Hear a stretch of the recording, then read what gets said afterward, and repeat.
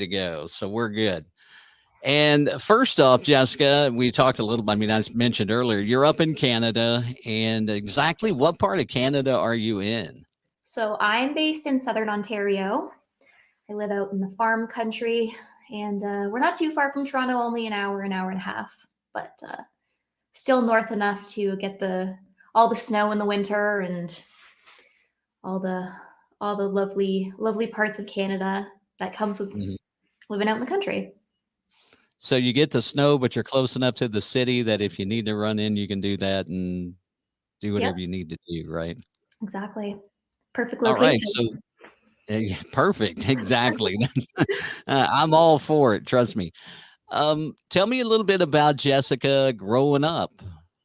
So I as I mentioned, I grew up in the country. My parents raised my brother and I on a back dirt road, cornfield full of different crops every year, and all our neighbors were farmers. But I grew up in a musical family, and my dad's a musician, and a lot of his side of the family is very musical as well. So grew up listening to a lot of different genres of music, and when I was around 18, I really started to take country music seriously as a career, which was nice to kind of figure out where I wanted to be artistically.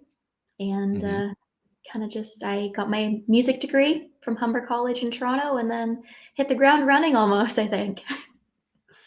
What you said when you were around 18, you started taking country music seriously as a career. What kind of I mean, I guess like what kind of music were you listening to prior to that? Was it still country? Were there other genres in there? And what was your favorite? Oh, it was still country. I listened to a lot of country. When I was in high school, I listened to a lot of Carrie Underwood and Miranda Lambert, and lots of old Taylor Swift. She's a favorite of mine too. But I Mhm. listened to a lot of different genres. Lots of pop music, lots of singer songwriter acoustic, and listen to some jazz too. Actually, I Humber does their program, and it's heavily jazz influenced. So I learned a Okay. lot there. Right. And growing up, I mean, once you hit 18, you're pretty much out of school by that time. So, Mhm. did your friends know that that was kind of where you were leaning? I think so. I always knew I wanted to be a musician and be an artist. I just didn't really know where I wanted to take that when I was in high school. And then once I was in college, I was fortunate to be in the country band at Humber. And I remember the turning moment for me was right after our last performance exam. I was driving home and I was so sad. I was like, I'm not going to be able to play in a country band like this again because class is over now. And then I sat for a second and then I thought to myself, why does that mean that I have to stop playing country music? I can just do it as a career. And then I made the decision to do it. Wow, that's a pretty good story, though. I mean, Thanks. you're it's like, like you said, you were missing country music, and so you thought, well, why not? Yeah, I was Now, honestly. I'm sorry. Um, Humber College, is it kind of a performing arts college? Is it like a liberal arts college? So Humber College, it's performing arts. They've got a whole bunch of different kind of programs in the arts. Mhm. Um, I think the music program is its own kind of program in itself. I can't totally remember what they call it. Uh-huh. Um, but it's technical based, and then it's also very much performance based as well. And the first few years you learn a lot of theory, you learn a lot of ear training, and then the next 2 years it's very creative and very performance based, and you kind of get to put everything you've learned in the first 2 years on stage. Mhm. And it's a lot of fun. In the last year, you get to record an EP and sets you up to release all of that when you head out into the real world, I guess. So you actually put an EP together and record it there and then release it. Yep. Yeah, every fourth year student gets to do it. Wow, that's interesting. Yeah, it was a lot of fun, and they've got a beautiful studio there too. Sounds a lot kind of like Belmont. I mean, but Belmont, it's all like in Nashville, it's all just music centered. They have music business and they have, different instrument training, and then they have performance and all that stuff. It's just all kind of based around that, Totally, yeah. which is Sounds very, very similar to yeah, what we were like in Humber. that's pretty cool. Now, when you were growing up, do you remember the first? Well, let me ask this: how old were you when you wrote your first country song? When I wrote my first country song, I had just gotten broken up with, and I was very dramatic. And I think I was maybe 15 or 16, and like this boy just like tore my heart out, and I wrote my first song. I remember I wrote it on my family's boat, actually. And it must have been like the night after he broke up with me, and I can't even remember what it's called, but I remember it being very cathartic for me, and I felt a lot better after I got it all out on paper. That was the next question. If you remembered the song, the title, that kind of thing, because that's always. Have you ever thought about revisiting it and recording it?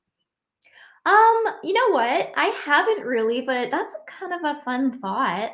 I don't remember how it goes. I remember the moment sitting there writing it, but I don't really remember what I was saying and how it sounded or anything.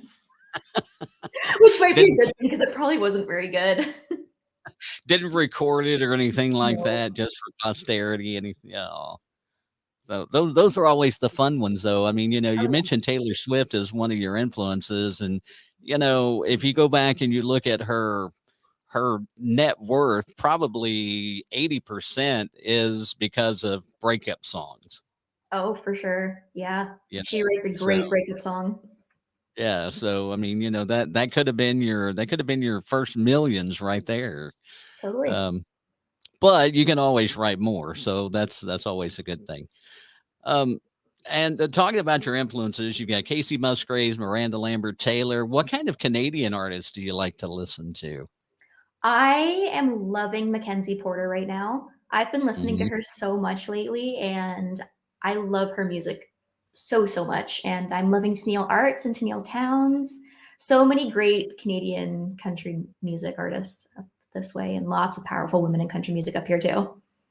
Absolutely. And that's one of the things that's refreshing for country music to see the females coming in, because that seems to be in this part of the hemisphere, you know, south of the border. It's there's not a lot of women in country music, which is sad. I mean, you have your main ones, you've got Miranda, and then you've got Carrie, and Ashley McBride is coming up, Carly Pierce, Casey was pretty big for a while. Then she kind of came out of the limelight. Now she's coming back in. Maren Morris, so there's more and more females getting into the U.S. country music scene. Yes, which is so exciting. And I love every single one of those artists that you just mentioned.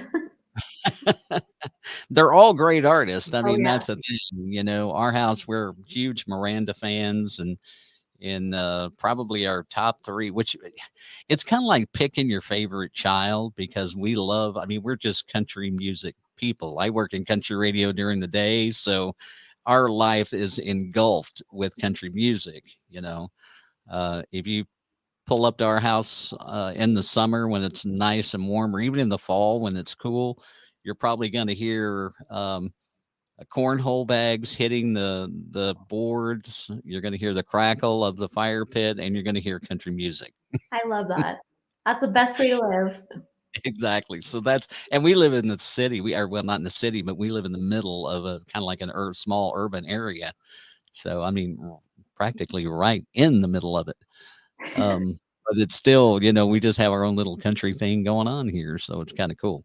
Amazing. Now, how old were you the first time you went into a studio outside of school? Um, Outside of school, I my uncle owns a studio here up Oh, in Ontario. He's over in Brampton, and when I was really young, my parents have this super embarrassing CD of me when I like maybe 2 or 3, and I think I was singing Rudolph maybe, and some Macy Gray. And my mom always says, she goes, "I'm gonna play it at your wedding." And now my wedding's coming up in July, so I'm like, I don't know if I want you to play the CD because it's super embarrassing and all of my friends are gonna be there. Well, congratulations on the wedding. Oh, thank you so much. It's kind of like that baby in the bathtub picture where you want Oh, yeah. no one to see your backside, but your mom shows it to everybody, you Oh, and know? she's like, "It's so cute, look at Yeah, that." exactly. And it's like, oh my gosh, really? Yep. Oh man. So with coming out of school and having the training, so you were on the more the performance creativity side of it. So that leads you into writing songs. Do you write most of your own material? Yes, I do. I write almost all of my material, actually, probably 99% of it. Any co-writers on the majority of it, or is it kind of 50-50 you solo with a co-writer or I typically write with a co-writer. I've got the single that I just released today. Actually, I wrote with TJ Simpson, who's an awesome writer and an awesome artist here in Ontario. And I used to do a lot of solo writing, and then the last 2 years, I kind of got connected with a network of really awesome artists up here, and we've right? all just kind of been writing up a storm, waiting for the world to open back up. Mm. What's your favorite thing about writing? I I'm very lyric based when I write. I My favorite thing is trying to piece together lyrics and phrases and say things in a way that people may not have heard it have been said before. Um, Mhm. but co-writing, I love it so much just because there's such a different kind of energy when you bring somebody else into a writing room with you, and it's awesome to have somebody else who's just super super talented and is passionate about the same thing that you are, kind of bounce ideas off of each other, and then the song ends up being something completely different than the idea that was brought in, just because you've got two super creative minds working towards the same end goal, and it's one of my favorite things. Right. When you walk into a writing session, do you normally have just the lyrics or do you have like a melody in your head or how do you approach that writing session? Honestly, it's kind of different every time. I usually try and bring a few different lyric ideas into writes, and I've got some friends that bring like a list of title ideas and they say, pick your favorite one and we'll do that one. And it's, I think it's heavily lyric based on my end for sure. Mhm. Okay. And who are I don't know that many Canadian writers, but who are some of your favorite writers that you've either worked with or would like to work with? Oh gosh, there's so, so many. I wish I could name all of them, but there's so many. And I think one of my favorite people to write with is a friend of mine. His name is Matt Teed. He's an awesome artist up in Toronto area. And I would love, love, love to get into a writing room with Robin Ottolini as well. She's just Mm, so wildly talented and saw so much success in her career this year. I'm so proud of her. she is amazing. She Oh, is yeah. one of those artists that I've just really been enjoying her stuff, you know, Oh, yeah. and it's just so cool. It just some of them just kinda, you know, it's like, wow, you know, you just wonder so much about coming up with those ideas and stuff and how they can come up with those, um, the inspirations and how does that relate to you, the inspiration for your writings? Where is the majority of it from? You know what? I kind of find most of my ideas come to me when I'm driving.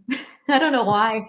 And then, like, of course, it's when I'm driving because then I can't just like type it down or write it down. Right. I have to pull over or I have to like talk into my phone and get Siri to do it for me. But a lot of the time, it's when I'm driving. I remember I had a song idea when I was on my way to a music video shoot, and it was like 6:30 in the morning, and I sent a voice note to my friend, to Matt, and I said, "I'm so sorry it's so early in the morning, but I got this idea and I think it could be really, really cool. And I do not want to forget it. And I know I'm going to forget it because I'm on the highway right now. And if I take an exit and pull into a parking lot, it'll probably be out of my head. So just listen to this. And I'm sorry if it's bad, but."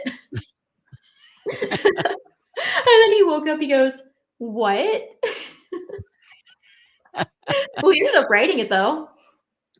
There's an idea that I could make money off of is to develop an app that songwriters could use where they didn't have to go through Siri, just like an automatic straight to the voice memo.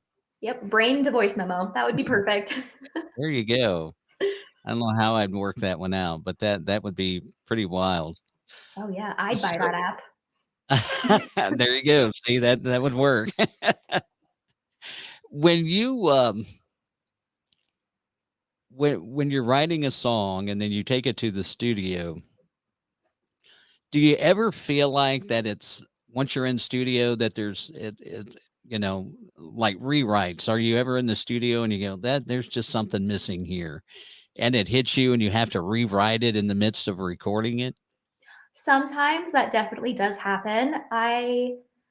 We actually just did a whole bunch of pre-production on some new music I'm going to be recording soon. So we did have to rewrite 50% of one of the songs that I brought to my producer. But I think the song is so much, I don't want to say better, but it's so different now, and it's going to be one of the songs that we record because of the Mhm. rewrite. And yeah, I'm one of those people that believes a song is never really 100% finished. There's always something that you can do to it. So Right. we definitely do some rewriting in the studio, and I always kind of second guess myself, and I'm talking into the microphone, and I'm like, should we change this line? And then my producer Sean goes, no, it's fine the way it is. Don't overthink it. Have you ever listened back to a song that you've recorded, say like it's already, as they used to say, it's already pressed, it's already sent out to the digital platforms and stuff, and you go, no, I should have done something different in that song. Oh, absolutely. I've definitely had that thought before. Does But that get frustrating when you do that? you know what? No, just because I feel like every artist goes through the same kind of growth where they're going to put a project out and then a year later they're going to be putting another project out, and it's because they've grown so much between the two projects as an artist, it's going to be different. And I don't think that it's a bad thing. I think it's just developing musically and artistically and then looking back on it as a almost a different person and thinking I would never say that now, or I would never write it that way now because I'm doing something different. Right. So I'm looking behind you and I see all kinds of guitars. There's a banjo up there. Yep. Do you play all of those? I play most of them. I don't play the banjo well. I could play it like a guitar, but it doesn't sound good. So she's just decoration until I should have picked it up in 2020 and learned how to play it properly when I had all that time. Right. Yeah. That was one of the things I was gonna ask that I didn't have on the list was what was the guilty pleasure that you fell into in 2020 with the shutdown and all? Um, we went on a lot of pandemic drives and we went through a lot of Tim Hortons drive-through. My fiance would say, "You want to go on a date?" And then we go and we get a coffee at Tim Hortons, and then we would sit in the car, and then we would go home. So, Parking lot dates. I love it. yep, a lot of doing that. And then before we moved out, my brother and his girlfriend, we all kind of lived at my parents' place, the four of us. So we had a lot of Mario Kart nights and a lot of a lot of wine and a lot of Not supposed bonding. to drink and drive now. You know. Even if it's Mario Kart, you're still not supposed to drink and drive. I honestly feel like a glass of wine makes me a little bit better at Mario Kart. I'm not great at all at it, but I like to think I'm better at it if I've had a glass of wine. There's always that It's that one rogue liquid, banana that gets me. right? That liquid courage, so you can get a little bit more daring with your cutoffs and stuff. When you zip in front of them and things like that. Absolutely. So Yep. nothing wrong with that. Makes it more fun that way. Definitely does. You mentioned that your family is very musically inclined. Do you have any of your family like in your band? Do you play with a band right now? Or are you just doing solo shows? No, I like to play with full band. It's a lot more fun that way. Mhm. My dad's a drummer actually, so he used to play for me when I was playing bars back in our hometown and all that. And then when I graduated college, I met a whole bunch of musicians over at Humber, and then we played in the band for a little bit, and then I I met a whole bunch more super talented people as I got into the industry. So my dad always says, if you need a drummer, I'll play for free. No union scale there, huh? He's like, if Uh, you hire me, you make double. that's a good point. I like that. He's so So fun though. it sounds like it. I used to play drums, like I told you earlier. I haven't played in a long time, even though I have some behind me. I don't play very often, but it's more or less just a stress relief. Had a bad day or something, you just come down and either that or I'm trying to reset the studio for the 50th time, and my wife goes, "Just leave it alone. It's fine like it is." Your producer, Shawn Moore, now he was nominated for the Ontario Country Music Association Producer of the Year. Yes, he was. Last year, he was nominated for a final ballot, which was awesome. He works so Wow. hard. He's just deserves it so much.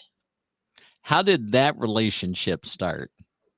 You know what? We actually met through a mutual friend and co-writer of ours. His name's Jeff Forgeron. He actually co-wrote my last single, "If Mama Raised Him Right," with me. And I Mhm. remember, I think he was one of the first people I wrote with back when I started co-writing. And he asked me if I had any plans to record anything in the future. And I had just released my EP, Here for the Long Run, so I hadn't really thought of it too much. And then he said, "Well, if you are, you should look up Shawn Moore. He's doing some really great work, and I think you guys will get along." And so I followed Shawn on Instagram, and Mhm. we kind of connected that way, and we've been working together ever since. That's pretty awesome. Mhm. Uh, I think Instagram has like been one of my saving graces through all of the pandemic and everything because I've reached out to so many artists. As a matter of fact, that's I reached out. Believe I reached out to you on Instagram. Oh yeah, Mm. So it's like that. And now, have you gotten into the TikTok craze yet? I have. I love TikTok. It is so fun. I waste a lot of time on there though. It's like one huge rabbit hole. Oh yeah. I mean, you can go down that thing for hours at a time. I'll look through there because I like to do a thing on my radio show that's called I used to be called TikTok Tuesday, and I'm changing the name of it. But basically, I'll find a new artist on TikTok, and then I'll look up their music and I'll play it, Oh, that's so and cool. to kind of introduce them. But scrolling through there and it's like, okay, go back through my list. Yeah, I played them already. I want to go to a different one. Oh So yeah. about an hour and a half later, I'm ready for Tuesday or, whether it be the next week or the next day. Sometimes I wait till the last minute. And but it's really gotten to be a pretty good little feature that I do. And I have some friends that have done a song it's actually called TikTok Famous. Oh, So we're gonna change that, and they've given me permission to use the song as the intro for it. And so I'm working on getting all that together right now. So once that's done, then I think it'll be really cool, because I know there's other people out there that do TikTok Tuesday. So I thought, well, I'll change it up a little bit. totally. So That's such a cool idea. I love it. it's It's great. I mean, and it gives so many it kind of enhances what I do here. It allows me to put more people on that on the radio that maybe they don't get to view or to hear on the Yeah. podcast, Yeah, for which sure. And there's so is much talent on TikTok too, honestly. I scroll oh, for hours and just the amount of people that are yeah. just posting their new single or their pre-save, and it's just such good music. Yeah, and the ones that say, "Should I record this song?" Or, "What do you think about dropping this song? It's already recorded, so should I drop this song?" And those are always fun to do, Oh if yeah, you those can. are so fun. Yeah. So, are you active on your TikTok as far as doing videos, or is it just a way to, I don't want to say waste time, but waste time? You know what? I am pretty active on my TikTok. I try and post maybe 3 or 4 videos a day on there Okay. just to promote my music and all of that, but I also do spend a lot of time scrolling through other people's videos on there. Have you got into the 7-second thing yet? They say 7 seconds on TikTok is about the most anybody can. I tried that and it didn't work for me. Yeah. Like I say, I work in radio, and 7 seconds. I mean, I know they say now that humans' attention span's about that of a goldfish, which I don't know how they measured a goldfish's I know. attention span, but they said that it's like barely over 2 seconds. And I'm going, oh, I think people tend to pay attention a little bit more than that, but Yeah. you know, I'd it hope is so what at it is. least. Yeah. What is so unique about your music that would make someone want to listen to it? Oh, that's a really good question. So, as a writer, I try and write songs about love, about heartbreak, about lots of different things, but try and say it in a way that nobody else has yet. Um, Mhm. and I do another thing about me was when I go into the recording studio and I bring my references, I don't bring too many, but I will bring a few. Like I think I have 4 or 5 references for this new project that we're gonna record in a few weeks. And Right. I always tell Shawn, this is my reference because I like the way the guitar sounds, or I like the way something else sounds in the song, or these vocals I really really love, and I'd like to capture that sound for me maybe. But I also don't want it to be apparent that we had references going into it too. I want my music to sound like Jessica Soul. I don't want it to sound like a combination of different artists. Right. Right. Yeah, You don't want a unless it's an actual Taylor Swift Jessica Soul duet, you don't want a Taylor Swift Jessica Soul duet. exactly, exactly. I would love to do a Taylor Swift duet. That would be probably the height of my career. So what, out of the songs that you have written and listening to them on Spotify and stuff, which I've done, which one is your favorite? And I know that's a tough question, and I know it's one of those that people go, "Well, it's kinda like asking, what's your favorite kid?" You know? I was just gonna say that's tough because it's like picking your favorite child. Right. Oh no, that's a hard Or question. I love maybe we all of should them for rephrase, different reasons. is there one that's your favorite? So, I don't like picking favorites, but if I have to, I Think of Us, because Think of Us is one of those songs that I hold near and dear to my heart because it was a solo write. I wrote that one by myself, oh, and it was the first song that we put out for my Think of Us project.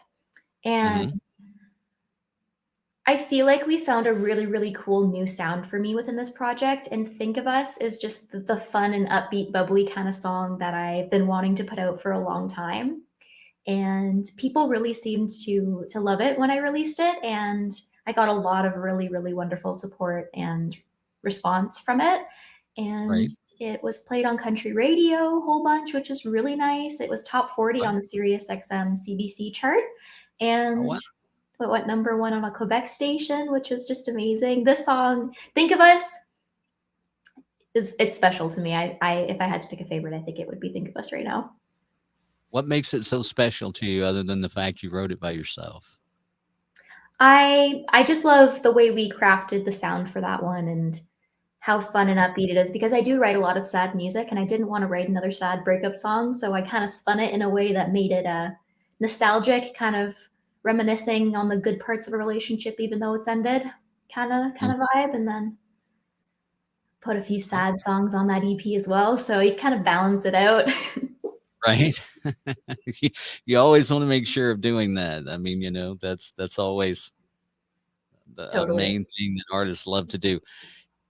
What is the one song that you have heard other than your own, and you go, man, why didn't I write that song? So I actually have a playlist called Songs I Wish I Wrote on Spotify. That's awesome. And I That is think awesome. there's about 7 or 8 songs on there. I wonder if I can pull it up. The number one song for me, though, for that is Things a Man Ought to Know by Lainey Oh, Wilson. I yes. remember hearing that song for the very first time. I was driving and I was like, the lyrics are so, so good. Her sound is just beautiful. I love it. It's one of those songs that I will never ever get sick of. And I wish I wrote it. I also can say the same thing about Carly Pierce's entire 29 album.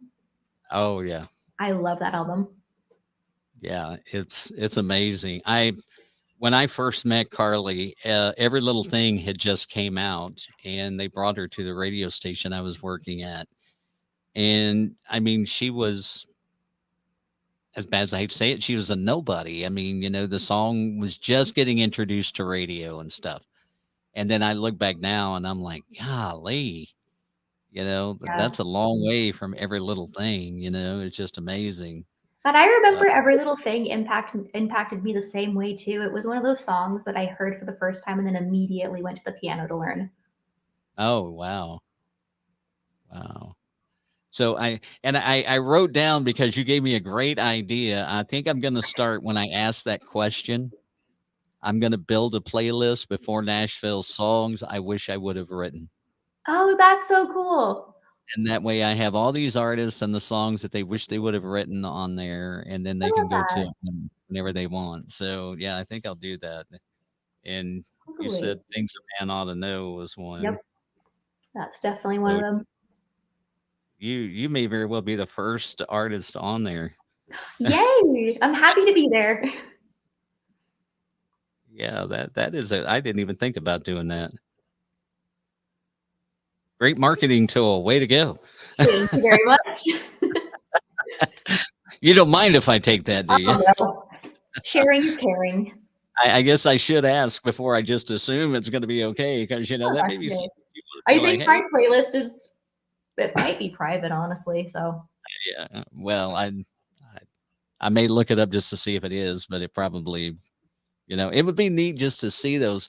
Like I have a really good friend, and I asked him that question one time, and without thinking, he gave me the song. I mean, it was like I barely got the question out of my mouth. I was just like, if there was one song that you did not write that you say, man, I wish I would have written, it was right there.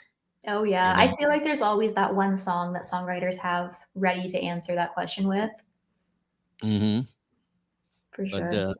that is a man. That's such a good idea. Wow, thank you so much. You're welcome. So, speaking of songs, you mentioned earlier that you actually have a new one that dropped today. Now, I is it do. it, it dropped at I'm guessing at midnight? Yes. Okay, so it's already out to the public. I didn't want to jump on anything, but if you haven't heard it yet, this is kind of a one of those special things that I love to do, because we're going to play the song, and then I'm going to ask some questions about it from the backstory standpoint.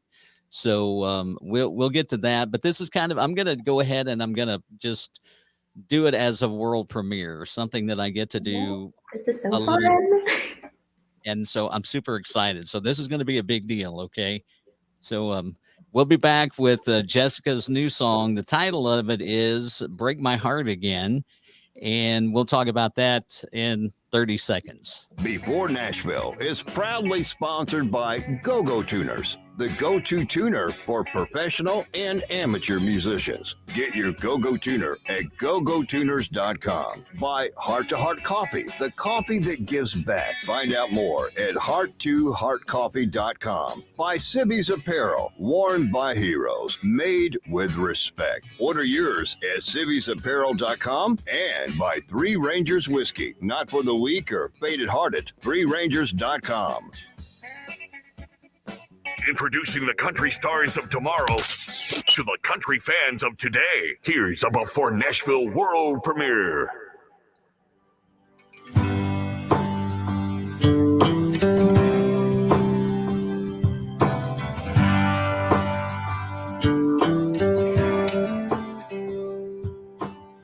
If we started over, I'd make the same mistakes I did. I'd take that late night call, I'd let you in. If we started over, I'd still hold you like I used to, before you did what you swore you'd never do.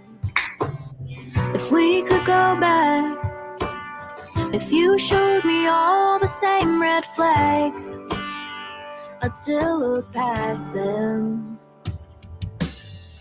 I'd still let you buy me a drink at the bar, let you open the passenger door to your car, let you drive me home and kiss me on the porch.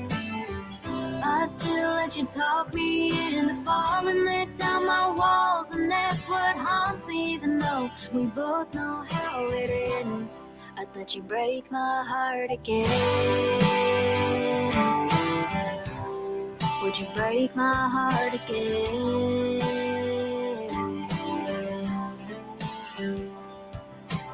If we started over, would you still make those late night plans? Pick me up at 8 p.m. every Friday night. If we started over, would it be different this time? Would you make an effort and change your mind? God knows I would. I'd still let you buy me a drink at the bar, let you open the passenger door to your car, let you drive me home and kiss me on the porch. I'd still let you talk me into falling, let down my walls, and that's what haunts me. Even though we both know how it ends, I'd let you break my heart again. Would you break my heart again?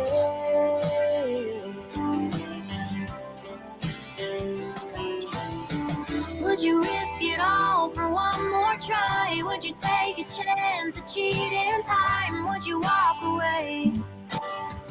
Or would you stay? I'd still let you buy me a drink at the bar, let you open the passenger door to your car, let you drive me home and kiss me on the porch. I'd still let you talk me into falling, let down my walls, and that's what haunts me. Even though we both know how it ends, I'd let you break my heart again. Would you break my heart again?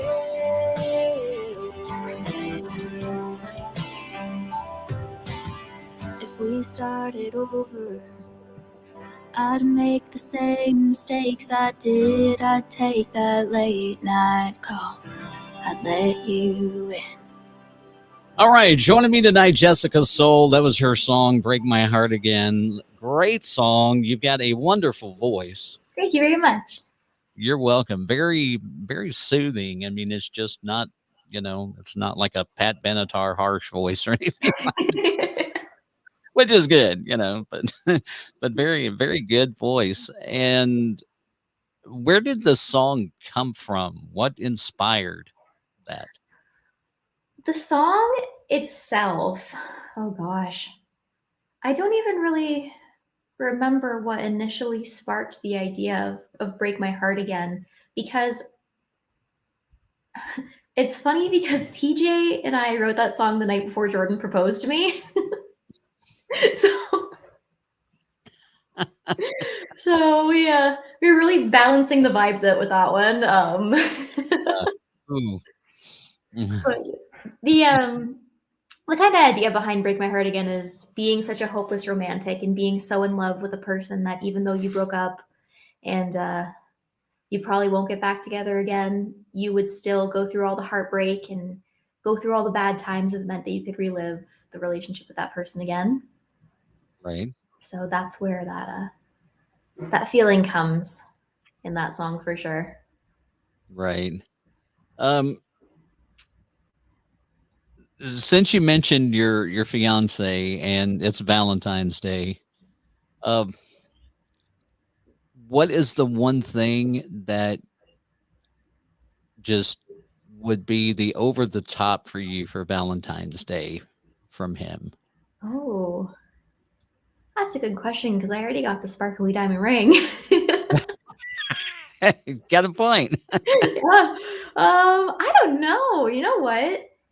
It was nice because he came home from work and he brought me flowers and he made dinner for me tonight, which was really, really sweet. And I don't know. I feel like Valentine's Day might not be one of those holidays that you need to go all out for and do like all the grand gestures. It's so, so nice when people do that and it's really, really sweet. But I don't know. I think that it was good the way it was, and he's a sweet guy. I love him. Yeah, that's we're not big on blowing Valentine's Day up. It's like it's too close to other holidays, and so it's like my wife says. We have Valentine's Day every day of the year, so why do we Mhm. need to you know Yeah, put yeah. out one day? But we got each other a few little gifts, and that was fine. That's nice. So Yeah, my uh, parents do that too. It's my mom's line every Valentine's Day. She goes, "Don't buy me anything. It's every day's Valentine's Day with you." yeah, it's so funny. I get home tonight, which my wife had already told me, you're not going to get your Valentine's till tomorrow because I gave her hers last night because we're so busy. It's like I don't know if we're going to get to see each other. Yeah. And she goes, "Well, you'll get yours tomorrow." And then she was frustrated when I got home and something happened and it didn't transpire that way. Oh no. But when I came home, she did have a heart-shaped pizza. So that was Oh, our that's Valentine, nice. was a heart-shaped pizza. So that was good. That was really good. Um, since we're still we're kind of getting into the personal stuff. So let me change gears here and go into a couple of questions that kind of hit that. And then we'll get back to music for a minute. If you could give yourself, your past self, say your 18-year-old self, one piece of advice about getting into music, what would that advice be? Oh, that's a really good question. You know what? I think I would tell myself to just trust the process. Don't try and rush anything and don't overthink things to the point of worrying yourself to like just so badly. Just kind of let things happen. Everything happens for a reason and don't try and force things before it's time for them to happen. Very good advice. Thank you. Very, very good advice. When you're getting ready for a show, what takes you the longest to get ready? I have a lot of hair, but it's very long. So normally it's my hair that takes a long time. Um, I do like to spend a lot of time with crafting my set list as well. Um, Mhm. I've been kind of putting set lists together as shows come my way, kind of thing, instead of just putting together a few set lists to choose from. So I Right. did spend a lot of time making set lists. So this year, I think I'm going to do it beforehand and pre-plan some things so it doesn't take me as long to put shows together. What's your favorite cover tune to play in your sets? I love covering My Church by Maren Morris because everybody sings along to that one. Hmm. It's a lot of fun. And they sing so loud. It's the best. That's that's a great one. And that's I typically the point in the show where people have a few drinks. So they're going hard. That's right. They're all in at that point. All right. Talked about this one off camera a little bit earlier, but what's your iPhone? We call this the iPhone top 10. Who are you listening to? The top 10 artists you're listening to right now. Okay. My top 10 right now, I'm listening to a lot of Canadian artists right now. I'm listening to a lot of Mackenzie Porter, a lot of Tennille Arts and Tennille Towns, lots of Shania Twain, lots of Miranda Lambert. I'm trying to kind of gear up to head into the studio. So that's 5. And then a lot of Mhm. Carly Pearce, Thomas Rhett, Taylor Swift is a big one. And recently, I mean, I've been listening to a lot of podcasts, but I guess that doesn't really count. um, but I've been listening also to a lot of Robin Ottolini and a lot of Chris Stapleton. Mhm. Those it's so funny because when you started saying that, you said you listened to a lot of Canadian artists, and I think I heard like 4 out of 10. I think it's half and half. It could be. Maybe I missed one in there, but I thought I I'm only trying heard to go through my brain, my playlists. which is fine. I mean, if you could be listening to more of their songs, I probably shouldn't judge that, but Oh no, that's you okay. know, like the ones you talked about, Robin and even Shania. I love some of Shania's stuff. Oh Some yeah. of it's, and Brett Kissel. Brett's one of my Oh yeah. favorites. I've been listening, Um, honestly, I've been listening to him a lot too. And Megan uh, Patrick and mhm. so many awesome artists. It's Yeah, hard to pick Megan. favorites. What's that? It's so tough to pick favorites. It is. I mean, and you don't want to do that, and I understand why you don't. But if you've ran across, say I don't know, you just got done with a writers round, and this young lady walks up to you and she goes, "Jessica, I really want to get into music." What advice would you give her?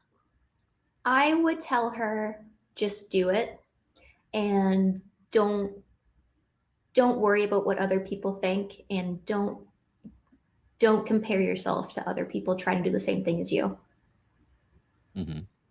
And I think those would be my main 3 points. But it's all about doing it because you love it and doing it to have fun and to.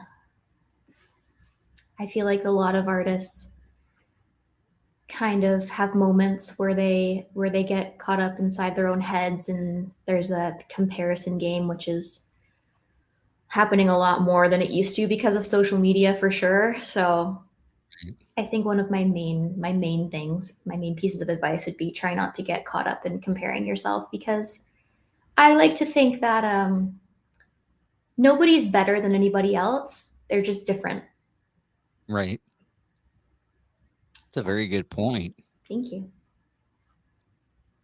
because I mean, I see a lot of stuff like on TikTok, an artist will put up a song and go, if you like this one, check this out. Mhm. Um, and I've been guilty of it in the past, and I've tried to break myself where I don't say, that was a very Taylor Swiftish type of song. I don't want to do that because I think every artist is, like you said, every artist is different. They're all individuals For sure. and they all have their own style. There, there may be some resemblance, but I feel like when I do that, I'm like saying, this is your mold. And I don't want to Yes. put anybody in that mold. I want everybody to be able to be themselves. And so I'm getting on myself about not doing that as much. You know what though? I think it's okay to do it in some kind of degree, just because then that might introduce people that are fans of an artist Hmm. that's seen a lot of success to listen to other artists. Because if you like Taylor Swift, you might like this song. If you like Megan Patrick, you might like this song, kind of thing. And then all of a sudden, you've got a whole brand new audience that wouldn't have known you beforehand. Right. And that's a good point too. I hadn't thought of it that way. Um, you are you've hit it big. Okay. You're on a stadium tour. Oh, And despite their current status, now this is something that usually gets artists, and I don't want them to think that the status of this art of any artist matters right now. Who would you ask to be your 2 openers for your stadium ooh, tour? that was a really good question. I don't know, because I feel like I don't know. There's so many really, really good artists. I feel like it would be super, super fun to go on tour with Robin. because I've met her a few times, and she is just so much fun. And who else? Oh gosh. I feel like we could do like a girl power kind of tour vibe, which would be so much fun. And I know Robin and Lindsay L just went on tour, and that looked like so much fun. So if I could hop on that train, I would. Lindsay is a blast. Oh We yeah. absolutely love her. It was so funny. We had a chance to see her at a show, and we had seen her, I don't remember, 3 or 4 years earlier, and she, you know, she didn't look like terribly different, but she looked different enough that you could tell that there had been changes.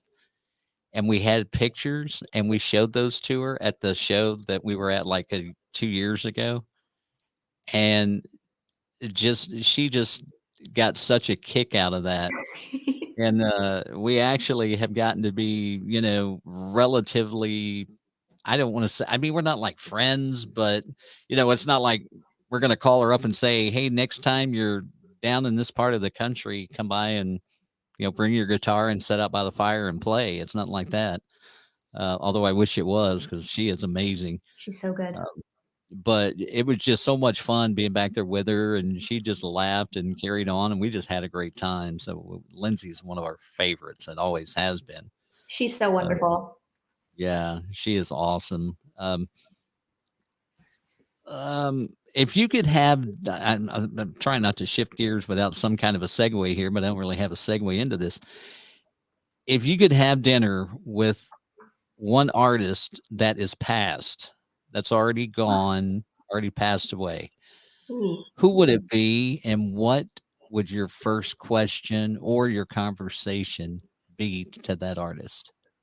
that's a tough one. There's so many. Oh no.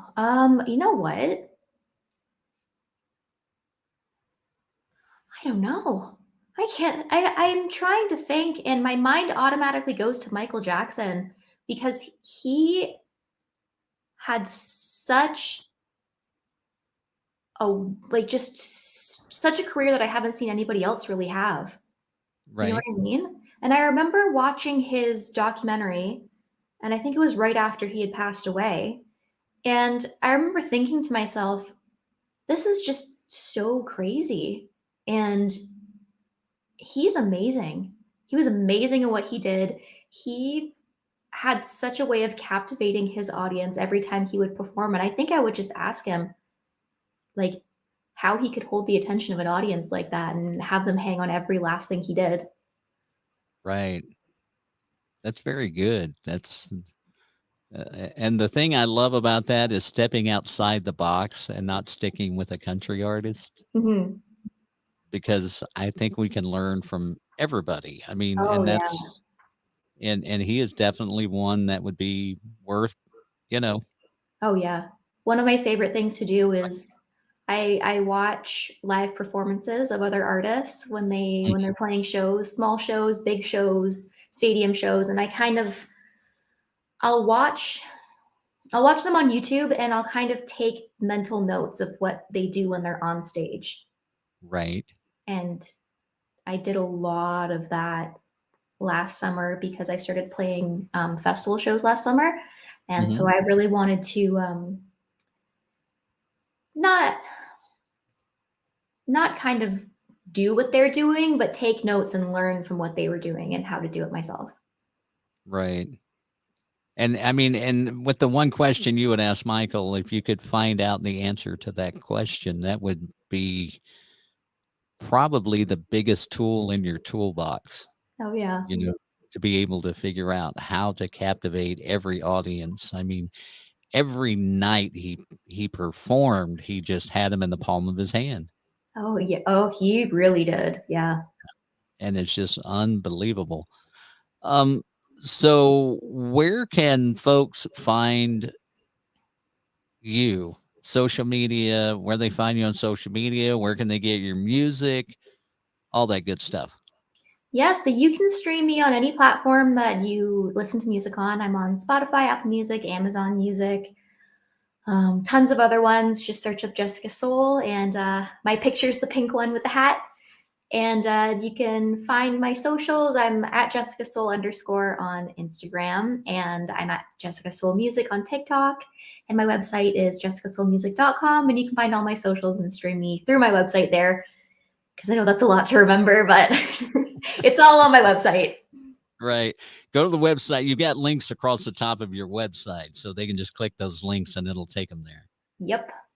And that'll make it really easy. Be sure to check her out. She's got some really great music. The new one, Break My Heart Again, great song. And if you like that one, you're going to love the rest. Trust me. There's some amazing music from this young lady. And I'm really looking forward to hearing more from you and about you. And just so you know, I do listen to the Canadian Sirius XM station quite a bit. Oh, do you? CBC Yes. 171? Oh, that's so exciting. Yep. I And love maybe- listening to that one because all my friends are on that one. It's like there's artists on there that I've never heard, and it's different from like the highway because they don't have personalities on there in between the songs to talk and stuff, which I think would enhance it if they did. But that's my personal thing that I'd have to talk to them about, being from radio, Totally. But just to listen to it and some of the stuff, like I have found so many artists that I probably, if I had to put a percentage, probably 60-40 between what I consider to be American country artists and Canadian country artists. Amazing. So it's a pretty high percentage, I love to hear that. and I mean, it's like, Brantley Gilbert summed it up when he said country must be countrywide, because it's not just countrywide, it's worldwide. It's everywhere. So again, Jessica Soul is her name, jessicasoulmusic.com. Go there, check her out, and just give her a listen. And I would say if she's coming to a city near you, be sure to go check her out. But that's probably not going to happen for a little while, thanks to our dear old friends, the stinking virus that we love so much. Or that we love to hate. Sooner than later, though. Yes. And so when she does get down here and she's out doing shows, check her website. You'll update it with any current shows or anything, I'm sure. I definitely will. So if I see you're playing in Nashville in a couple of weeks, I may just have to make a special trip down there, because that would be awesome. That would be fun. I'd love to see you live. I probably won't be a band, because I'm sure it's going to be expensive to bring your band down unless you get with some players in Nashville, which you could do. Yeah. So check her out. All the social medias, go follow her on TikTok, go follow her on Instagram, all that stuff. Check out her music anywhere you get your music. And after you check out Jessica, just do this afterwards. You don't have to do it beforehand. But also go and check out the podcast, because we are now streaming everywhere. We just got accepted onto Amazon. So the podcast has grown in platforms, and hopefully that means we're going to grow in numbers. So if you get the chance to check us out on all the platforms, by all means, go there. Jessica, thank you so much for being on tonight. It's been such a joy talking to you and finding out more about you. Thank you so much for having me. This was so much fun.